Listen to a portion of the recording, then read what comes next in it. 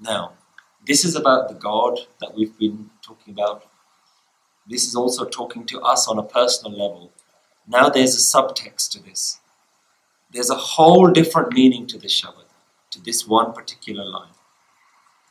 Guru Nanak Dev Ji so far has been talking to us, the individual, and has also been talking to the sadhus and the pandits of the time. They're asking question, does meditation work? Does chuppe chup work? Does soche soch work? Yeah? Do all these things work? So Guru Nanak Dev Ji is having a conversation with us, with the divine and or with these religious scholars. Now Guru Nanak Dev Ji is talking to another group. He's talking now to the establishment. He's talking to the monarchy. He's talking to the rulers of countries, the rulers of India at the time. And what he's doing, he's introducing a new system of governance. Guru Nanak Dev Ji is introducing the Sikh, the Gurmat system of how do you govern a people. Now let me explain what we mean. Guru Nanak Dev Ji says that there's a new way to be a king. And that is a king which is loving and fair and just. Now, so far in India at the time, that's not how the kings were. There are two main systems of governance in India at the time. One is the Islamic form of governance, Islamic law, which is called Sharia law. Sharia law is based on an idea of submission, that all mankind must submit to the will of Allah. And since Allah doesn't exist here, you have to submit to Allah's main advisors, the main representatives of Allah, be him the priest or be the king of the time. Which is why all the Islamic kings around Guru Nanak Dev Ji's time were seen as the manifestation of Allah. That's Sharia law, submission.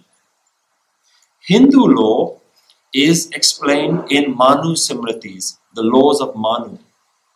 And that system is based on fear. That system says that there's a hierarchy and the people at the very top of the hierarchy are right to treat the lower classes as lower class victims. So there's the Islamic system, Sharia law, which is submit no matter what. And the Manu law, which says that the top should make the lower classes fear them.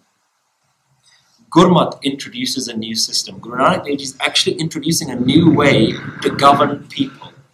And his system is Nyay, justice. To be a just ruler, a fair ruler no matter what. That you must be fair. The ruler is not to be feared. Because the people being ruled should be nirpal. The people being ruled should be nirpal, and the ruler should be fair and loving, so that the people being ruled will respect you and allow you to rule them.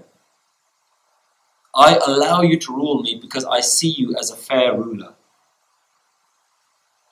And instead of the ruler being someone to be feared, instead of the ruler looking down at the people being ruled, in the Gurmat system, the ruler is the servant of the people. This same system continues, and we have Guru Gobind Singh Ji bowing down to the Khalsa. So Guru Gobind Singh Ji is following this system. It's a completely new way of being a ruler, where the ruler goes down and says that I am your servant. So this is where we have this concept of Ape Gur Chela. You are the Guru, you're at the top, but you're also the servant at the same time. This has never existed before as a form of being a ruler. This model has never existed before. Guru Nanak Dev Ji introduces this model here. That a Sahib has to be truthful, has to be fair and loving. In Banda Singh Bahadur's time is the first time that we start seeing a kingdom being set up by this system. A ruler working in this system and Sikh scholars and Islamic scholars of the time have all noted that Banda Singh Bahadur's style of ruling was based on nyay, was based on justice. That it was a completely new way of ruling people. It wasn't the Islamic way of submission, and it wasn't the Hindu way of fear. The next line says, Akhe mange de de, daat kare Dataar. Akhe means to say, mange means to ask, mang. De de. We say and we ask, give, give, de de. Daat kare Dataar, and the provider keeps providing. Daat means providing, kare means does, Dataar, the provider. So, you are fair, you are a master.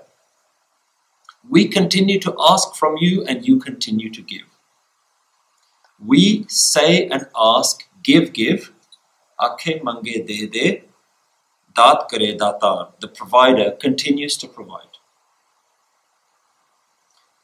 This is related to a line we've seen before, Denda de. Oh, dei janda, dei janda, dei jaya. He continues to give. Denda de, lende tak pai. Yeah? We might get tired, but the provider doesn't get tired. Juga jugantar khai khai. Over ages and ages, we continue to consume and eat and eat. This is the same line here. Akhe mange de de. We keep saying, give me more, give me more. This is how we live. Nothing is ever enough. Always want something more. Yeah? And Gurbani tells a different story of how to live. We have to live in a way that says, Daat kare Dataar. You keep giving. Why do you keep giving? Yeah? We have to live in that way. Not in yeah, give me some more and I'll stand here for 5 minutes as long as I get what I ask for. And we perpetuate this idea. We misquote Gurbani to the extent that we says, Jo mange Thakur apne te soi soi deve. That's not what that line means. Yeah? If you read the whole Shabad, that line isn't even. But Daat kare Dataar. It keeps giving. What you need, it keeps giving. You need sun, you need food, you need shelter, you need breath. It gives you that. Yeah? But still you ask for more. But we can't see the giver. We can only see the things that have been given. Yeah? And because we can only see the gifts, we get lost in these gifts and that becomes maya. That becomes attachment. Forgetting the giver, we just lost in duality. Duja bhav, love of these things. Guru Arjan Dev Ji says, Daat pyari, visrya Dataar. You love the gifts, but you forgot the giver. You constantly forget the giver, but you're in love with all the gifts that you're getting. So, if we can't see this giver, if we can see all the gifts but we can't see the giver, the one that's giving the gifts, then how do we see this giver? It's only understandable. We love all the gifts, but we can't see who's giving the gifts. How do we see it? Akhe mange de de, daat kare Dataar. Then it leads on to very nicely, a nice question. Fer ke agge rakhiye jit disse darbar. Then what do I do to see this giver? So this is now the second question in Japji Sahib. We had a question at the end of the first verse. Yeah? Kiv satyara hoiye. How can I become truthful? How do I break the falsehood? The question so far are always twofold. Kiv satyara hoiye. Kiv pure tutte pahal. So there's two parts to this question. Here again, there's two parts to this question. Fer ke agge rakhiye jit disse darbar. What can I put in front that I may see you sitting in your court? Moho ke bolan boliye. From my mouth, moho. From the mouth, ke bolan. What words, boliye, should be said? Jit sur tere pyar. that by saying and by you listening to those words, jit sun, by you listening to those words, you will give me this love. Yeah? What can you give? Tera kiya, tujhe kya arpon? Yeah? Comes in the Aarti. That which you have given, how can I give back to you? What will I give back to you? It's already yours to begin with. Yeah? Mera mujh mein kuch nahi, jo kuch hai so tera, Kabir ji. I have nothing, everything is yours. Tera tujhko saumpte kya lage mera. If I give back to you what was yours to begin with, what have I lost? What can I say? Is there some special words? Is there some magic holy words that I can say that if you listen to it somehow, I'm going to feel you? Yeah, chit sun tare pyar. That's how we kind of use our Gurbani, our Nityanim. I'm saying some magic words, some holy words. Like, I can't just have a normal conversation with you. I have to have the approved words. And if I read the approved words, somehow lightning's going to strike and I'm going to feel you, I'm going to know you. Yeah? So we're using Bani a bit like that. Like these are the God words. You can only say these God words and somehow God will listen. Oh, somebody's saying my God words, the magic words, abracadabra. Yeah. That's not what Gurbani is. So am I pronouncing? I'm not pronouncing it correctly. That's why it didn't work. I'm not saying don't read Gurbani. Bani is about understanding and changing how you live. Each Bani has a message for you. Each mantra has a way of delivering that mantra. And that's why we do the practice that we do. When you do mantra, you're not doing it to call Mr. God. You're doing it to dissolve yourself into the God that's already there. It's a completely different way of reading Bani, of understanding mantra, of how to do Naam Simran. Yeah? That's why we do this practice as well. Does he not listen to the other language? What do we think Gurbani is? We think Gurbani is like some magic words that God will listen to it when we say it. It's not.